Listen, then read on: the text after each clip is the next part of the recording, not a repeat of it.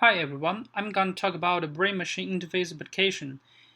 As you can see from the first picture, the robot can be controlled remotely through brain signals and can perform various tasks.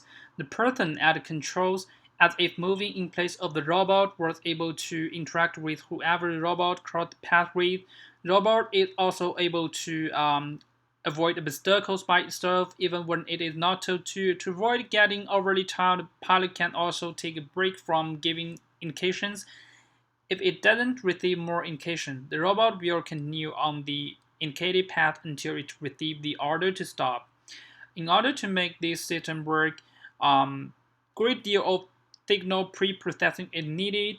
Acquisition of the EEG signals may be accomplished through various spatial processing schemes to localize signal source. The next step is to extract features that code for the desired movement, such as moving forward, moving backward. The final step would be to classify different movements, like turn to the left directly or slowly.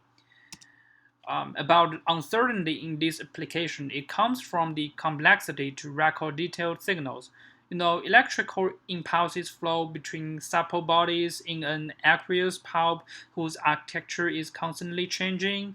Neurons grow, shrink, and die. It is really difficult to tell where signals are coming from where. So, how do the researchers handle this?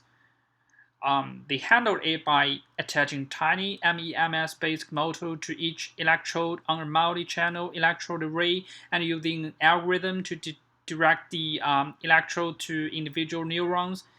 As the electrodes are driven into tissue, the software starts taking sample recording to detect spikes of electrical activity at the electrode tip.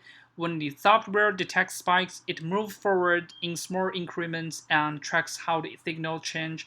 After determining whether the signal has improved or gotten worse, the algorithm moves the electrode to a new position and does more recording and comparing, driving the electrode in further if necessary until it finds best signal. If the signal rains, the algorithm will automatically adjust the electrode position to improve the signal. Finally, as for machine learning in this application, a standard decoder in brain-machine interface system, the VKF, has seen wide application and performs better than its static counterpart linear decoder. However, the power of the VKF must be limited in contexts where the relationship between the inputs and outputs is nonlinear, where it seems likely that the relationship between neural activity in scalp areas and the action of machine is nonlinear. So the RN appeared to have already criteria for an excellent BMI decoder because it has network dynamics and the computation is both nonlinear and distributed.